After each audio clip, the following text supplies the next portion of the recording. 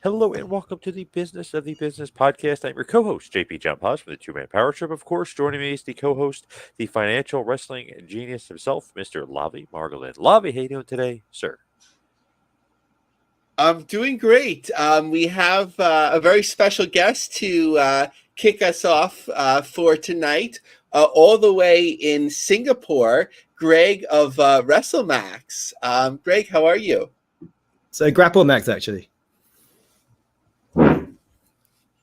Grapplemax, yes. Come on, Yes, Lavie. that's right. Oh, Grapple. That's okay. Now, Grapplemax Pro Wrestling, obviously, is what it is. Singapore-based wrestling promotion. But Greg, before you kind of get into that, just tell me like your background. Were you always a fan? Kind of just before we get into the business stuff, just you personally.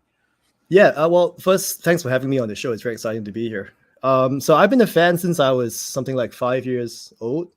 Very much my dad got me into wrestling back when we were showing it on national TV here in Singapore. So our time was very much watching, the Bushwhackers, Honky Tonk Man, Rick Martel. So at the point, that was one of the biggest things people were watching here in Singapore. So that was my background as a wrestling fan. When it comes down to actually being in the business, I actually joined pretty late in terms of my age. So I got in around 31 into pro wrestling. So that was back in 2013 here in Singapore. And I founded Grapplemax in 2016. So we've been running that for the last 7 to 8 years now. Have you noticed that it's more popular now, or what? Like, what do you think about the popularity in Singapore as far as pro wrestling? Yeah, Singapore's an interesting market, right? Where it's not a massive population. So we've got about 6 million people here. Really, really broad mix of cultures. So here we have the tons of people from Chinese backgrounds, Indians, Malays, all kinds of backgrounds here. And a common thread for us back then was watching wrestling on TV, right? And we talk about what happened on Heat, what happened on Raw the night before. So it was very popular probably back in the mid 90s when we were all watching it. Then when it dropped off national TV, it moved to cable. That's where it probably became a bit less popular in terms of water cooler conversation. So once it moved there, people began moving on to other things to watch, and it became a bit less of a thing. What we've been doing for the last few years with Grapplemax here in Singapore is we've been focusing very heavily on bringing it back into the conversation, especially for Singaporeans. And that took a lot of effort in terms of trying to reposition. People here have a very high awareness of pro wrestling, but that's good and bad, right? Because they kind of know what it is, and they see it as, oh, it's that thing from the 90s. It was that thing that was really violent. It had, ladies mud wrestling and all that kind of stuff. And yeah, it's not really for me. So I think we felt that we had to try to find a way to reposition it where it's much more focused on, look at how it's very focused on lifestyle changes, how it's focused on health, how it's focused on community. I think that's what's really led to where Grapplemax is today in terms of our growth.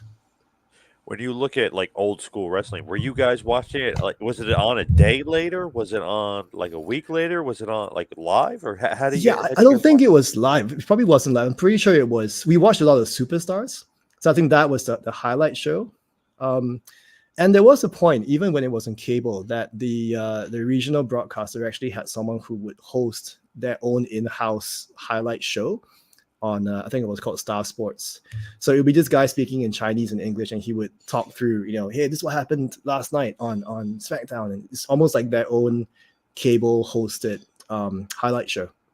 So probably not live, but probably about a week or a few days after. You mentioned getting started like in the business a little bit later in life. What made you kind of do it as far as that point in your life? We're like, damn, I got to get in. Tons of reasons. I actually had a pretty bad injury myself outside of wrestling. In my late 20s, and it's a car accident that I had, which I won't go into detail here.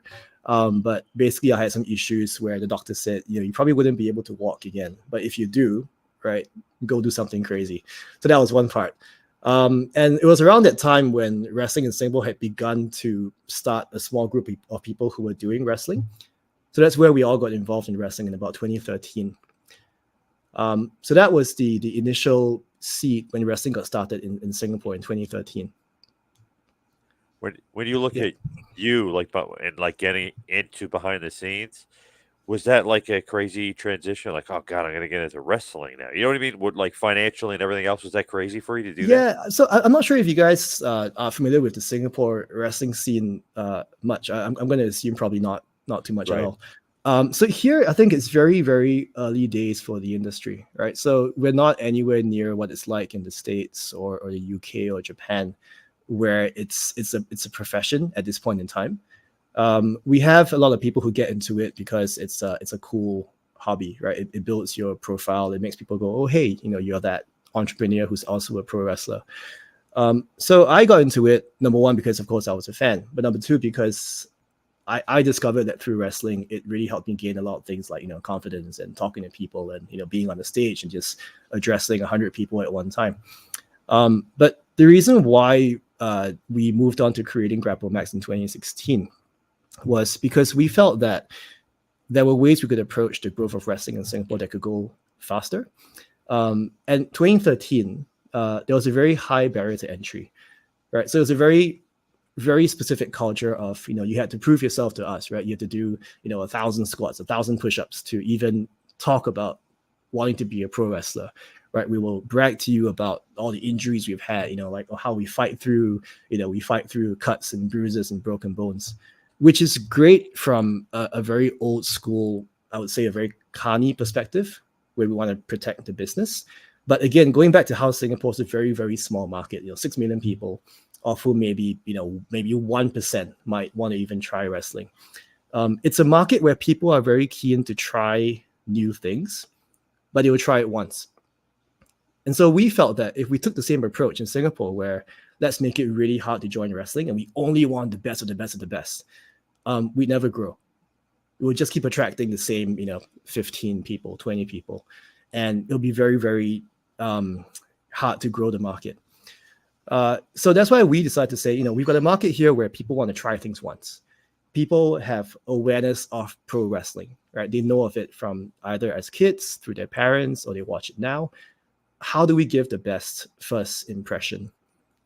So that was sort of the seed for how we decided to start a new company called Grapplemax. So what I did was in 2015, I actually decided to go and see how the more professional, mature industries run pro wrestling. So I wanted to move to Japan to train in Japan with the actual promotions. I didn't know how to get there at that point in time, but I discovered that Dick Togo, this Japanese wrestler currently with New Japan, he had just semi-retired and started a dojo in Vietnam, which is pretty close to Singapore, called New Vietnam Pro Wrestling. So I quit my job. So I used to work in the airport here in Singapore. So I quit my job and said I'm going to go deep into pro wrestling. And I flew to Vietnam. And so I trained with Dick Togo there I was something like his second student. So it was myself and a Japanese young boy he had flown in from Tokyo. So it was us just training, day in, day out pro wrestling in Vietnam. So we formed a bond there, myself and Dick Togo. And then one thing led to another, where eventually I was training in Japan for several months. So I trained in DDT's DNA dojo at the time. I trained in Emi Sakura's Gato Move dojo. I trained in Michinoku Pro Wrestling. And I'm not saying this to say, I've got so much experience in wrestling, because I really don't, compared to a lot of the professionals out there around the world. But for me, what opened my eyes was that we didn't have this system in Singapore. In Japan, where it's a subculture, everyone knows about wrestling. There are wrestling posters everywhere in the bars and the restaurants, and there are wrestling events everywhere you turn. We didn't have a culture like that in Singapore, and I knew there was something I wanted to bring back from Japan to Singapore. And that was in terms of the quality of training, the quality of facilities, the way the sport is presented to people, and the way that the business itself is run, which wasn't quite done that way when I had left Singapore at that point in time. So with like Dick Togo, with Japan, did you create a relationship with like New Japan Pro Wrestling, for instance? We did. So New Japan, in fact, they had announced this thing called the Asia Pacific Federation of Wrestling a few months ago. So I think they pushed out a press release about this. So basically, they reached out to a few regions, a few promotions in the region, wanting to form this alliance. So there's us. There is a promotion from China. There is a promotion from Thailand. So a few of these regional promotions came in to be the pioneer members of this alliance with New Japan.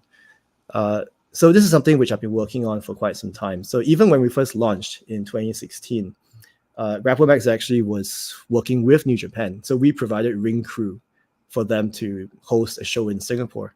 Nice. So I think that was probably the first time they saw, oh, hey, there's a company here who can run this professionally, who can help us support certain areas we need. And we've sort of been talking, back and forth ever since. Love that. Now I know Lavie's got a bunch of good questions. Oh, please. Yes. Love to learn more about the market, but an unexpected question that I was thinking about. I'm not sure if you've been following the podcast the last couple of weeks, but I have sort of a running joke about TNA's press releases where they list more countries that they air than potentially there are countries in the world. So my first question is, does TNA Wrestling air in Singapore? It does. I don't believe it does. Most of us watch it through YouTube. It used to be on cable. Yeah. Okay, so that's -1 from their list. Well, I might be wrong. No. We won't create any controversy and not close any doors to you working with them and collaborating in the much future. appreciated. So to me, Singapore is really a fascinating market, and let me know if I'm off base. Obviously, I'm learning in a very abstract way, but from what I understand historically, it's been a port city, a very internationally open city. So for those of us Americans that are like, okay, we have a certain perception of Asia and so on in terms of culture sort of developing sometimes in isolation historically, Singapore has never really been like that or hasn't been like that for a long time in terms of not only is there the Asian influence, but there's even a very much international business flavor to it. Just as an outlier example, I have a friend from the neighborhood and she happened to go to an international school in Singapore, and it wasn't necessarily like a completely unique thing. Is that like a fair assessment? Yeah, I think Singapore's in a very interesting position, right? Where it's a fairly affluent country in comparison to our neighbors in Southeast Asia. With relatively high GDP, very high market of expatriates who come down and they form their careers and their lives here as well. Language-wise, we speak a large range of languages, right? So English, Chinese, Malay, across the board. So I think in terms of how it stands in the region, at least, it's a great place for people who want to enter the region. It's also where regional players want to go to. So I think it's very much tied into how Singapore is as an economy and how it is in terms of its geographical location as well. So pretty much accurate there, Lavie.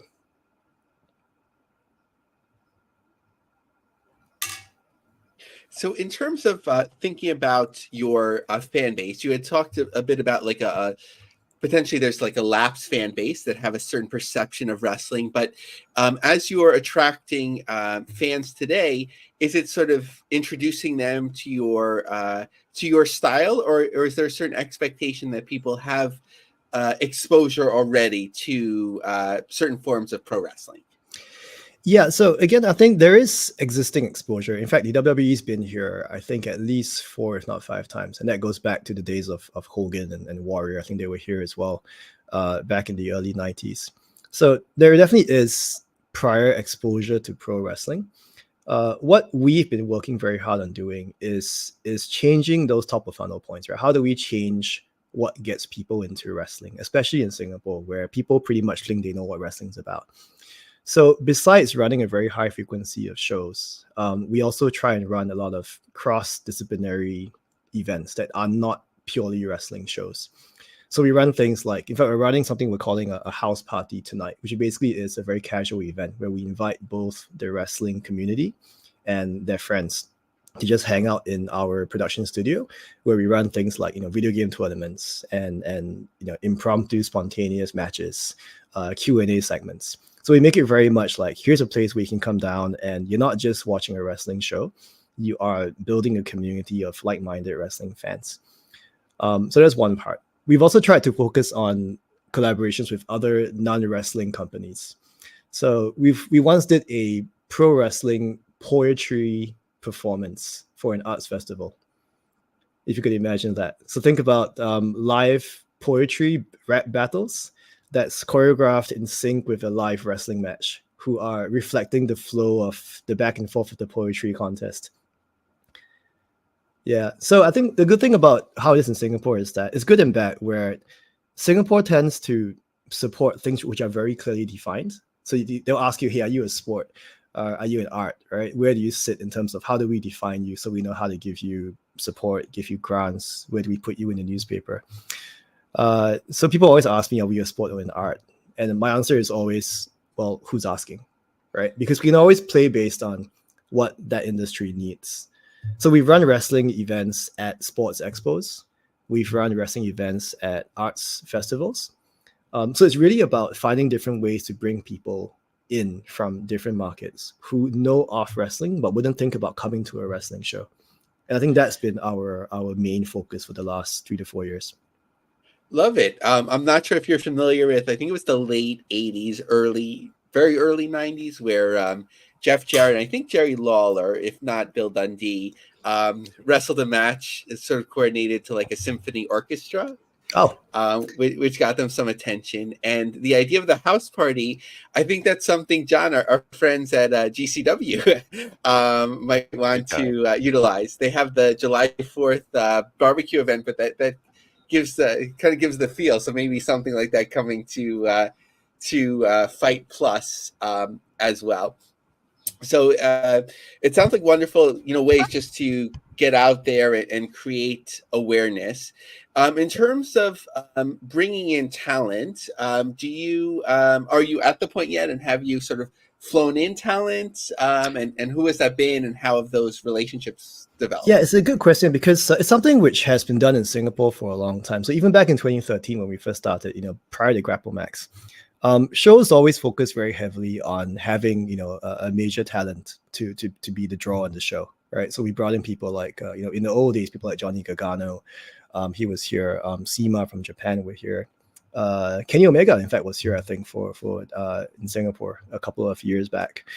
But the way that we approached it was, number one, these are very expensive to fly in, right? And for us, we're a very scrappy promotion where we want to really focus on sustainable promotion of shows. So we focus very heavily on building the local talent for Grapplemax, and we bring in additional international talent where they are keen to do things like run workshops for us, run fan events for us, where it really helps to grow the market.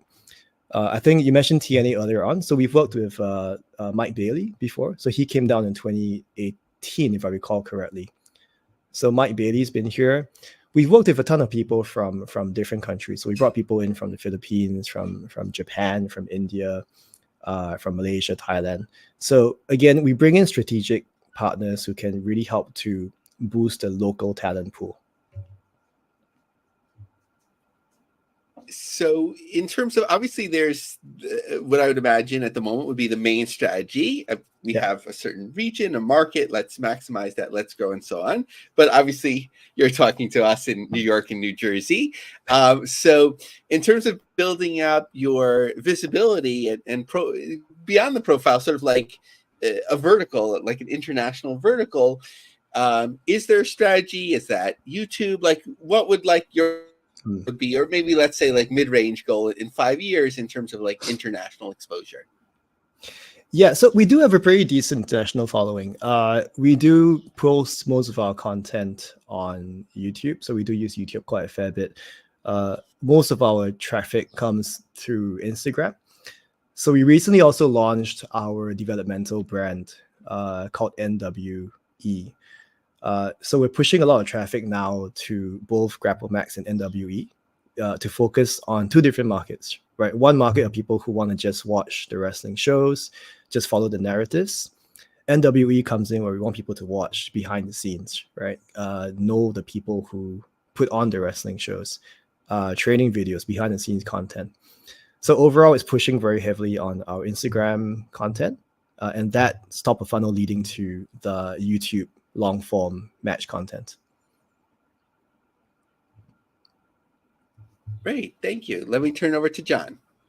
So what's next for you? What do you got coming up next for Grapplemax? Yeah, so Grapplemax has always evolved a lot over the years. So in fact, I'm talking to you now, having moved to our 4th location in 7.5 years. In fact, the first 4 to 5 years, we didn't have a ring. So we were wrestling on custom-made mats, and we were always sharing spaces with other providers. So we're sharing with a circuit training gym, we shared with a gymnastics gym, we shared with a Muay Thai gym. So last year, we actually just moved to our own production studio. So we thought for the first time, let's raise some funding. So we raised about 100, was about 80 to 90,000 US to move to a new place. We had a ring that was sponsored, and we basically built this new studio to facilitate being what we're calling the home of pro wrestling in Southeast Asia, because it really is that. It's got a ring, it's got a training facility. It looks a little bit like Santino Brothers in terms of the setup, where there's a wrestling mat, there's a ring, but we've also got a section where there's sofas, a television. My office is there, and again, house parties being run there as well. So I think the first short-term goal for us is really keep building this studio as that home for pro wrestling. We reached a point now where we have a lot of regional talent asking us, hey, can they come down to be on the next show? Because we run monthly shows here in Singapore. So I think that's the first goal we're working towards, where, again, before we came about, Singapore used to have maybe about 3 or 4 shows a year. We now run about 12 to 13 a year in Grapplemax alone.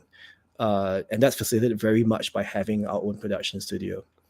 So I think short-term goal here is keep running this high frequency of shows, which does, of course, require a high number of people coming in as wrestling members, and to focus on selling out those shows on a monthly basis. We are actually embarking on a 2-day event where we just announced our tag team titles championships. So these are new belts we just created. So we're having a 2-day tournament at the end of the month called Dual Destinies here in the studio as well. Sorry, Lavie, back to you. Oh no, John, back to you. I was gonna say, what about like some goals? Like what's like some thoughts on the horizon? Yeah, so I think that was to set sort of the baseline for where we are today. I think in terms of goals, where we want to go really is when people come to our shows, what they tell us usually is quite interesting. They don't tell us that, oh, your wrestling quality is amazing, right? Or your facility is amazing. What they keep saying is that we feel your community is something different. Like, we haven't seen a place that's so united, that's so, sharing this vision of pro wrestling. So what we are looking towards is, we believe the region is looking towards us in terms of how do we build a culture, a community of pro wrestling where there wasn't one before. So we do want to take this outside of Singapore. Again, it's a very small market here, and I think it is capped in terms of how far we can go in terms of reach. Malaysia is very accessible to us, so is Vietnam, so is Indonesia. These are markets where there are promotions, but we do work closely with them to say, hey, this is the Grapplemax approach to pro wrestling. This is how we grew it in a market where there wasn't much take-up for wrestling before this. Can we perhaps come in and help in a particular way? So, for example, we recently worked very closely with our friends in Malaysia Pro Wrestling, who's maybe about a 6-hour drive from Singapore. So we ran a joint event that we called Causeway Jam, and this was the 4th iteration. So the first 3 we ran here in Singapore. We ran the 4th one for the first time in KL, so basically in Malaysia's Kuala Lumpur. Basically, it was a joint event where they brought about half their roster down to do a show here. We brought half our roster up to do our show there. And we sold out both the Singapore and the Malaysia legs 2 months apart. So we think this is one model that works, where we're trying to build these partnerships with promotions around the region, be it in Malaysia, be it Vietnam, be it Korea, be it Japan, where we can really try and drive this Grapplemax approach to pro wrestling. I love it. Any other goals, like, let's say, New Japan, or like become a little syndicate for New Japan or something? Is that a goal? It's something which we are planting the seeds for. So I mentioned earlier on that New Japan has invited us to their Asia Pacific Alliance. So part of that involves, at least in terms of what we agreed on, in terms of sending people from New Japan to Singapore, of course, to help to run training, to boost the cards. But also it involves sending us to Japan to for training and hopefully for perhaps some exhibition matches as well. So that is part of it. In fact, we have actually run a show in Japan before as Grapplemax. Oh, awesome. So that was through a partnership with Michinoku Pro Wrestling, in fact, back in 2018. So we're not new to the idea of running the brand overseas. I think it really is, we know what model has begun to work now, which is a very differentiated approach where it's not just a pro wrestling promotion. It is wrestling for lifestyle, and people come in regardless of where you want to go, right? Whether you want to be a wrestler, whether you're doing it just for fun as a side hustle or a hobby, we have something here that can take you to where exactly you want to go. And we think that can be applied outside of Singapore as well. Anybody you want to bring in? Like you mentioned Gargano before. Would you like to bring Dick Togo in, or like who? Oh, he's been here. He's been here 4 times. So we've wrestled. Awesome. Yeah. Okay. So again, he's a very good friend of ours. So he's been here. So Togo is actually our head advisor. So he's actually involved with us on a very regular basis. We do want to work a lot more closely with the Japanese promotions. We talk very often with companies like DDT, for example, again, where I trained a couple of years ago. So no specific names on the horizon yet. Again, only because it's not the strategy. So we've reached a point where we're able to sell out the house on a completely local show.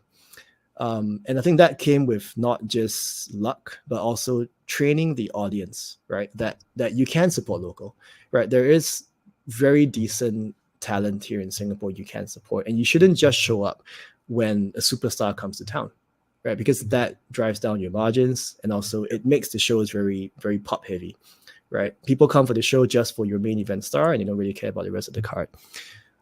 So I think we're very proud of the fact we come to a point in Grapplemax now where people come because they follow the local storylines, they follow the local talent. And when we do bring in additional talent, it is to enhance the storyline and not be necessarily a draw in themselves. I love it. Great idea. Great strategy. Where can everybody find you? Where can everybody find Grapplemax? So we're everywhere on all socials, everywhere from X, TikTok, Instagram, Facebook. They can find us on Grapplemax, so one word, Grapplemax. They can follow me on my Instagram, which is right there in my handle there. So Greg_GPMax is where they can follow me as well. All right.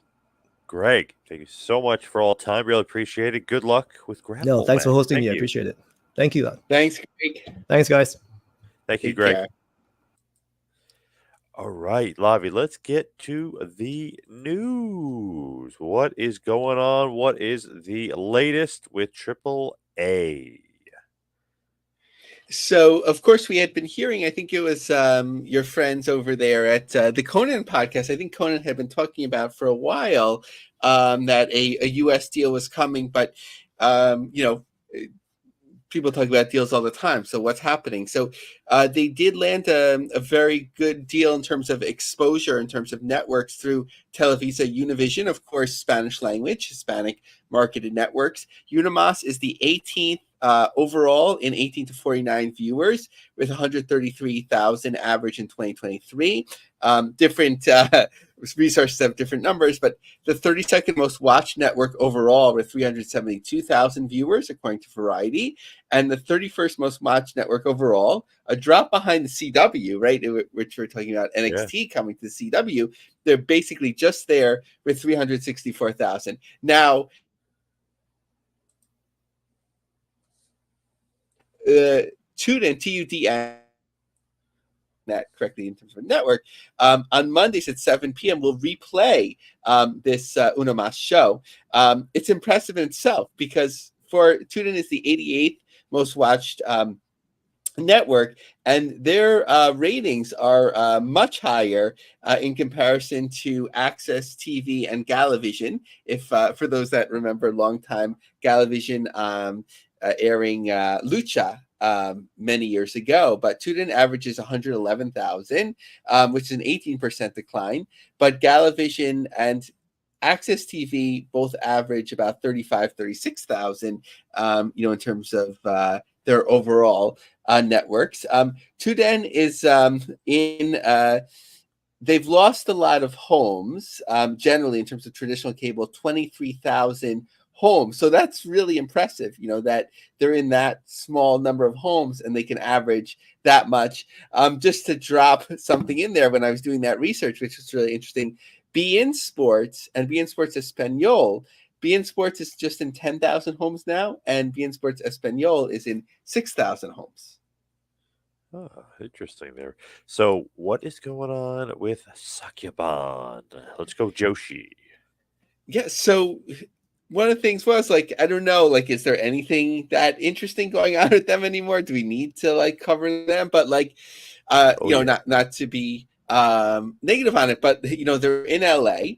And they always get great coverage. Of course, their ownership is baked into PR and even with Vice connections, from what I understand. But number of different outlets were reporting thousands of people went to LA. I'm not sure, I have no idea. I know tickets were on sale, but what was the comps and so on like that? Sorry, my voice is cracking. But Hollywood Reporter reported 2,000 people who flocked to the Trinity Auditorium, and Paper Magazine reported that thousands were there. So they're getting a lot of the positive press. And among those thousands was Nick Khan. So I don't since the merger, I don't think we've heard much from Nick Khan in a while, but he seems to be an indie fan, right? He was at Bloodsport, Sukeban, all that sort of thing. Where will Nick Khan show up next? Yeah, that is odd. Very, very weird stuff from Nick Khan, but I love it. He's a big marker. I love it. Speaking of craziness and lunacy, if you will, what about the Juggalos? What's going on with Juggalos? Are you down with the clown? So, Juggalo Championship Wrestling is thrilled to announce the launch of an electrifying new series, JCW Lunacy, set to premiere on a bi-weekly basis. This groundbreaking wrestling series promises to deliver an unmatched experience for fans. Stands out as a unique showcase featuring a diverse roster of top-tier talent from renowned wrestling promotions including NWA, MLW, Impact, AEW, AAA, and Big Japan. The series is designed to captivate audiences with its high-energy matches, compelling storylines, and unforgettable in-ring action. Fans can look forward to seeing their favorite wrestlers from across the globe come together in a thrilling fusion of styles and personalities. With its dynamic presentation and high production values, JCW Lunacy is poised to become a must-watch event. I enjoyed having an eye on Billy Corgan and NWA. We're both rock stars running healthy promotions on Rockstar Money. Billy has been running wrestling shows pretty much as long as we have. I want to see. I think it'll be healthy for both of us. We're both alphas kind of thing, and we're friends. Well, I really like him anyway. I've kept an eye on many wrestling promotions and think they're missing something. I loved and admired the wrestling scene and what it has become. I want to give fans an option to watch us along with other favorite wrestling promotions, said Violent J. JCW Lunacy has already garnered significant interest from major television networks and streaming platforms, promising to bring this extraordinary series to a wider audience. Whether you are a longtime wrestling enthusiast or new to the scene, this show is set to entertain and engage viewers with its innovative approach. Violent J and Shaggy 2 Dope, the duo behind ICP, were independent wrestlers in the Midwest before their music career took off. Semi-trained by Sweet Daddy Malcolm Monroe, they broke into the business on Monroe's shows in the early 90s. I did not know this. This is fascinating. Featuring legends like The Sheik and Bobo Brazil. It was during this time that they met and became close friends with RVD and Sabu, establishing connections that would influence their future. So JCW always investing in the wrestling scene. A number of names already attached, like James Storm and Colt Cabana. So a good payday for veteran talent. They always get attention, so I think it's a good thing. I'm curious to see where they land in terms of what I would imagine would be more of a streaming network than a major television platform, but who knows? We usually don't have a lot of Juggalo news, but WrestleTix, as we're recording this today, dropped some interesting information via Polestar. JCW ran a show at the Newport Music Hall. I think we covered it at the time on May 3rd, and the capacity was 800. Tickets sold was 539, so 67%, and a U.S. gross house of 14,105.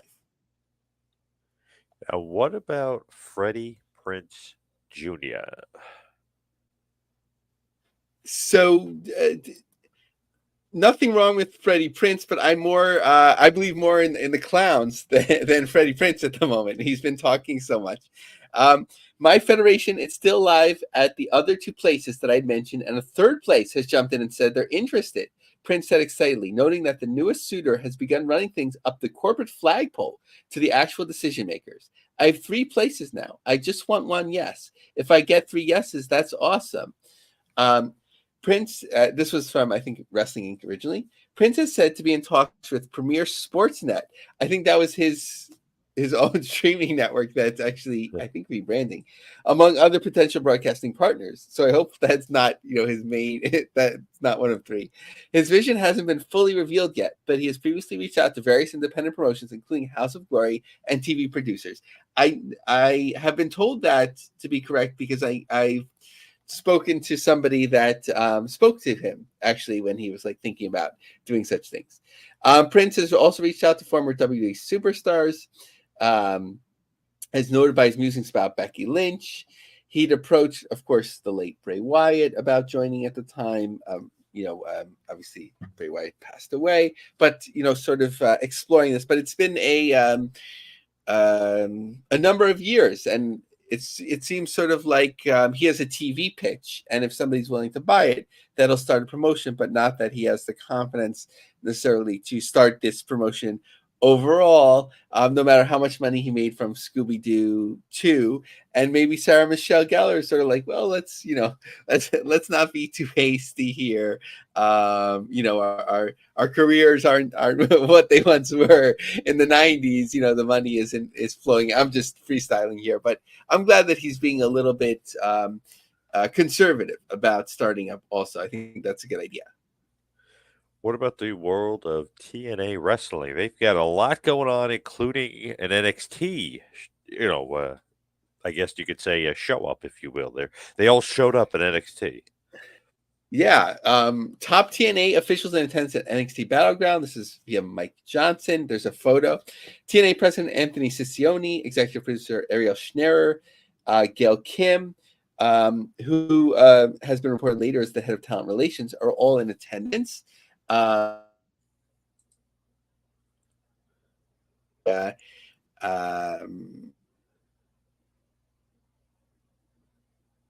in attendance as well in support. But as PW Insider said, as we noted over the weekend, the top TNA officials were in attendance at the event. Schneer, who is very much the final say in the day-to-day of the company. Since he's taken that post, Schneer has gotten nothing but good marks for talent, for being forthright with them, and has slowly but surely gained a good reputation for being consistent and solid in his role. One source described him as being the guy who holds everything together. The belief among those we've spoken with is that Greg Bagarozzi has been the point person booking venues for the company in recent weeks. Bagarozzi has worked with ECW and MLW, among other companies in the past, and has been working with TNA for some time. I think he's in the catering business, as I was gathering from his LinkedIn. There was some talk about Bound for Glory being in Europe a few weeks back, but not sure if that's still the direction. TNA is touting it as emanating from one of the most visited cities in the world. And that could be Vegas, New York City, London, or Toronto. Some people were leaning towards London. Then, of course, there was the thing of TNA has nothing booked beyond Tampa. But lo and behold, they had this graphic. And John, thank you for sharing the press release. It was sort of like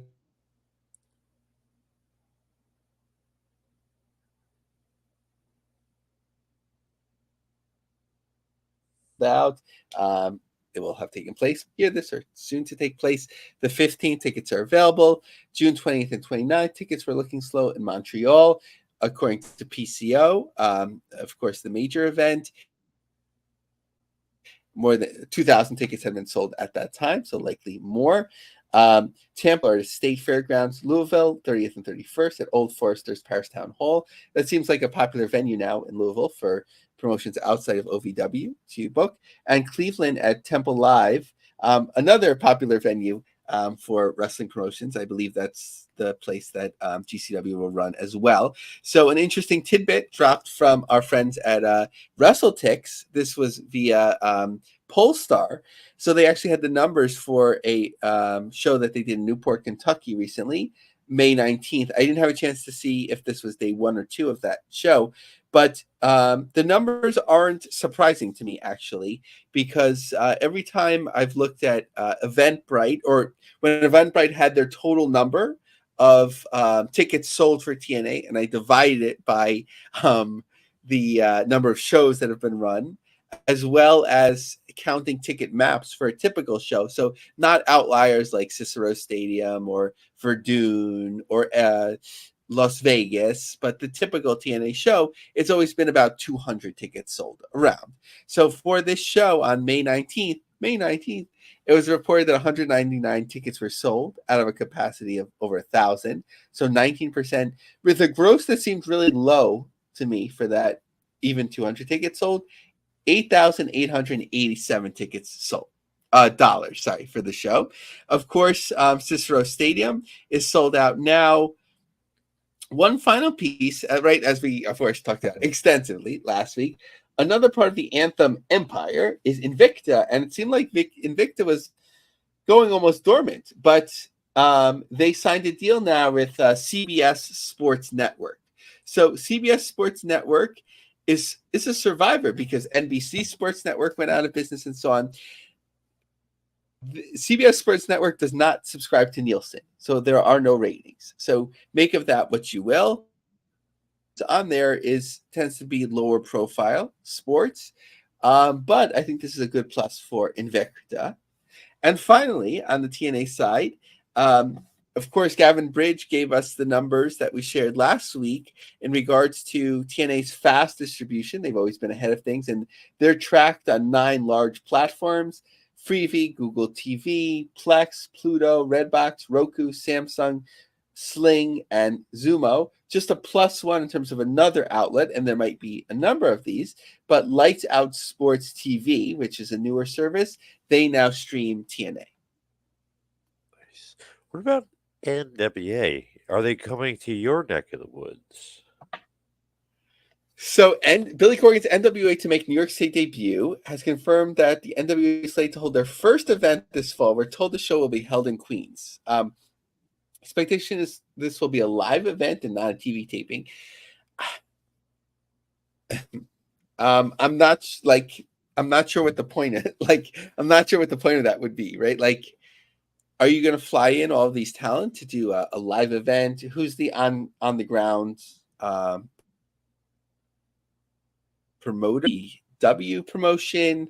I know that Catalyst Wrestling had hosted, some of their title fights. I'm not going to speculate on working with, right? And how can you expect to make money from a live event when it's difficult to draw? But, sometimes it feels like Billy Corgan just wants to get out there. Another interesting thing was that they're having their Samhain event.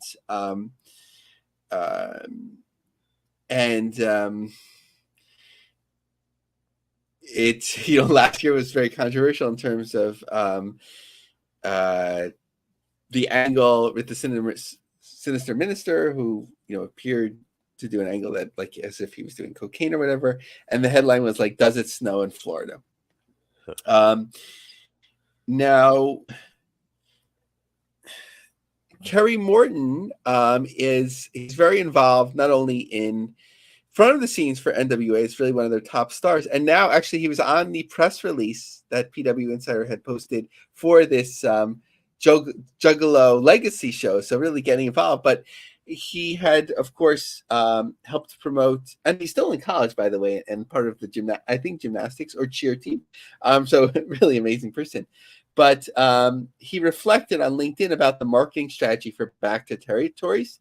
We leveraged a robust blend of social media and local media to maximize our reach and engagement. On social media, we utilize platforms like Facebook, Twitter, and Instagram to create buzz and engage with our target audience. We ran targeted ads, shared behind-the-scenes content, and interacted with fans through live Q&A and engaging posts. We also collaborated with influencers and wrestling enthusiasts to broaden our reach. Local media played a crucial role in our strategy as well. We secured community bulletins, ensuring the event was highly visible. we organize press releases, interviews with wrestlers, and exclusive previews. This multifaceted approach allowed us to create a comprehensive and effective marketing campaign that resonated with both diehard wrestling fans and the general public. As Seth Godin puts it, actually one of my favorite marketing authors, marketing is no longer about the stuff that you make, but about the stories you tell by telling compelling stories and engaging directly with our audience. Well said for sure. What's going on in the land of GCW? What's going on with GCW? So just one quick tidbit, or two quick tidbits today, actually. So speaking about Tempo Live Cleveland Masonic, so Friday, August 2nd, they are running. Apparently, I didn't double check that. Apparently, it's running against SmackDown in Cleveland, but they're running this bigger venue. 1,150 tickets in the setup. It looks like there's a large balcony that's available, and then there's maybe a second tier balcony behind it. So I don't think that's included in that. So if it had gone amazingly well, if it goes amazingly well, you can open that up, of course. But just in terms of the early days of tickets distributed, 171 of the 1,150 set up. So something to watch. Now, speaking of Louisville as well, so NWA and GCW crossing over in terms of number of markets here. Very small setup in terms of reserve seats based on this venue. So it was it's like 3 or 4 rows downstairs, and then you have in the balcony reserved, and then a bar up there and so on. So that is all sold out. So that's a good thing, but most of the seats will be general admission. How about ROW? They've got NXT talent on the show as well.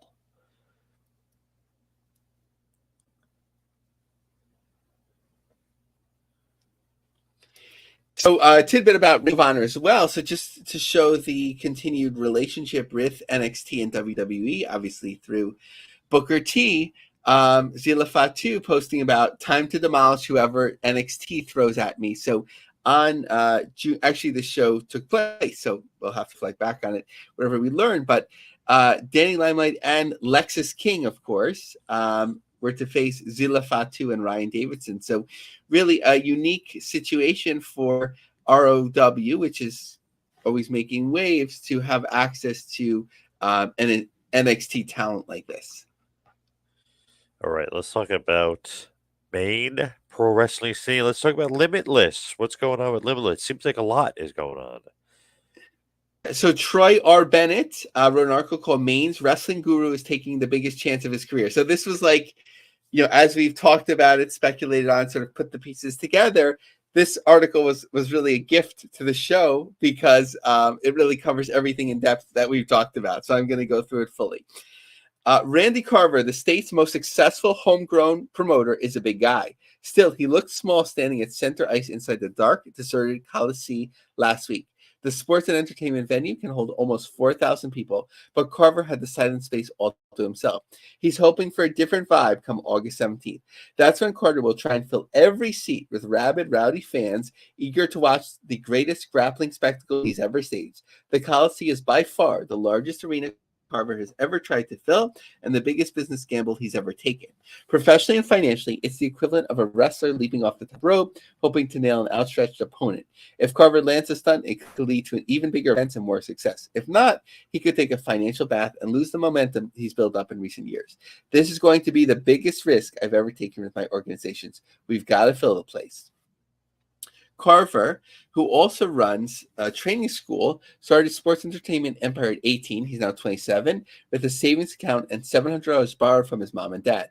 Since then, the LaGrange native has built his business on high-flying, quality wrestling extravaganzas. Carver said trying the Coliseum feels like a solid next move since Limitless has sold out its last 7 shows dating back to August 2023. However, Carver's usual venue, the AmVets Hall in Yarmouth and Morgan Hill Event Center in Herman, sell out about 380 and 350 tickets respectively. The Coliseum has released an initial batch of 1,400 tickets for the August show, so that's pretty consistent with what we were talking about of half house setup, at which Limitless Vacationland Cup is on the line. More tickets may be released if the first group sells out. I'm not worried. Jim Mercier, assistant GM at Coliseum. We've already done some great sales. We sold about 300 tickets in just the first 10 days.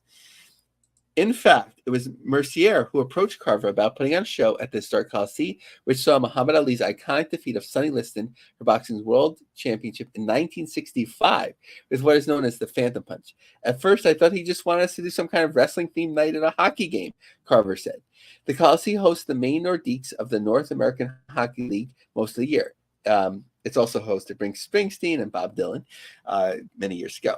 Mercy said that he and his kids enjoy wrestling on television, and he's often been asked by Coliseum patrons to host such events. Thus, hosting Limitless Wrestling seemed like a no-brainer mix of audience demand and personal enjoyment. And like Randy and his business, we're trying to get back to pre-pandemic times when we were cranking.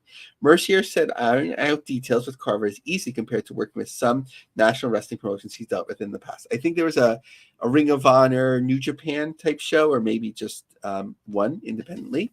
Mercier is giving Limitless Wrestling the Coliseum's full technical support, including local beer, fancy lighting, entrance ramp staging, a powerful sound system, and use of video screens on the huge four-side scoreboard. We're going to dress it up real good. I'm pumped. The Spectacle's main contest will be for Limitless Wrestling's Vacation Line Cup and so on. If all goes well, Mercier said he's already like to host the tournament again next year. Carver's all for that, and he's imagining what the big hall might mean for growing his live audiences exponentially. The goal is to get as many existing wrestling enjoyers in there as possible and maybe make some new fans. After that, who knows? My dream is to take this as far as I can. It's already been a beautiful ride. What is going on with the Register Herald? What was going on with that? So a couple interesting local articles that had some good tidbits. They're both pretty long articles, so I hope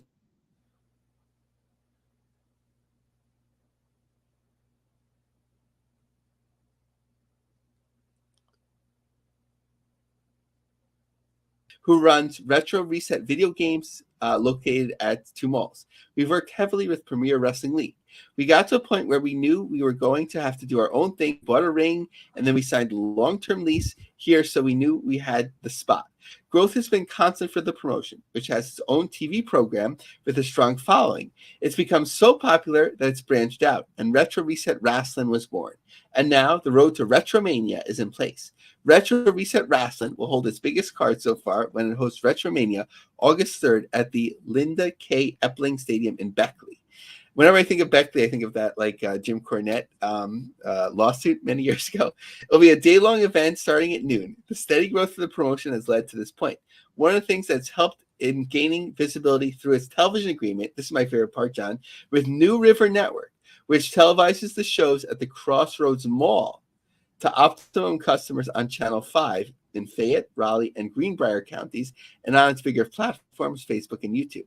Between these two platforms, we're averaging 15,000 views a week. We run weekly Thursday at 9 o'clock. Williamson believes a big reason for that is the effort of Jason Schaefer, a longtime wrestling promoter. He ran wrestling shows for years down in Princeton with Joe Brody, now the booker for American Pro Wrestling. We had met a while back, so I brought him in and brought him on staff. The one thing that we wanted to set apart with indie wrestling was we wanted to tell stories. To me, that was the biggest difference, and that we're doing right now compared to what a lot of people are. We are on TV every week, and so we want to be able to tell a story. There's no reason to tune in every week if it's just random so-and-so and so-and-so.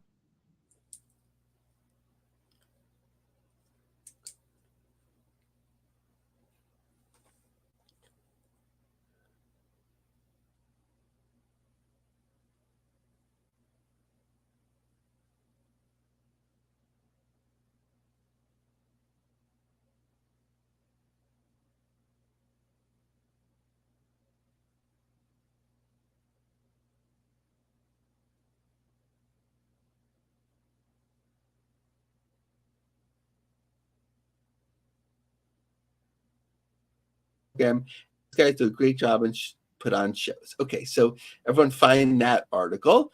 Next, from Pigeon 605, Sioux Fall area. Uriah Upton moved back to Sioux Falls reasons to save money and learn wrestling. 22-year-old spent part of his youth in South Dakota, but finished high school in North Carolina. It's warmer there, but expensive. And Rio Vista didn't have something Sioux Falls did. Nick Eugene Dinsmore, the one-time WWE star and longtime trainer, moved to T in 2016. And until about 2 years ago, ran a wrestling school in the town industrial park. I think we covered it when he had the school. Upton had dreamt of performing in the ring since boyhood, so Dinsmore's migration to the Northern Plains felt like almost a match made in heaven. He was right there in the town I used to live in, the town where my mom still lived. So I thought I might as well move back and start training. It's worked out well. In the 2.5 years since his return to Prairie, Upton has suplexed and body slammed top ropes in Minnesota, Iowa, and Nebraska. But Upton's opportunities limited lately by slow bookings from Flagship Pro for the last year. The promotion has been all but dormant since its last show in March, which came a few months after its purchase by out-of-state investors. Okay, that's something I'm curious about. Fans and performers have been in the lurch in Sioux Falls as a result. In spite of the city's growing crop of homegrown wrestling talent, Dinsmore has moved to Florida. Flagship's local owners still wrestle, but has stepped out of management. So the new talent stepped up. 4 Dinsmore-trained locals launched New Sound Wrestling this spring with an eye to offering fans and wrestlers something consistent and widening its net to draw in more regional and national talent to play off local performers. So I just thought that was really interesting with Eugene having been there sort of helping to revive the scene to a certain point, moving for whatever needs he needed to go to Florida. And now you have this talent that's seeking something more. I love it. I love it. Now, we covered a lot. We had Greg Ho from Grapplemax. A lot of stuff that we covered today. A lot of good news. Lavie, let's hit the plugs and head towards the finish. You can follow me on Twitter and Instagram at 2Man Power Trip. Lavie, what do you got going on?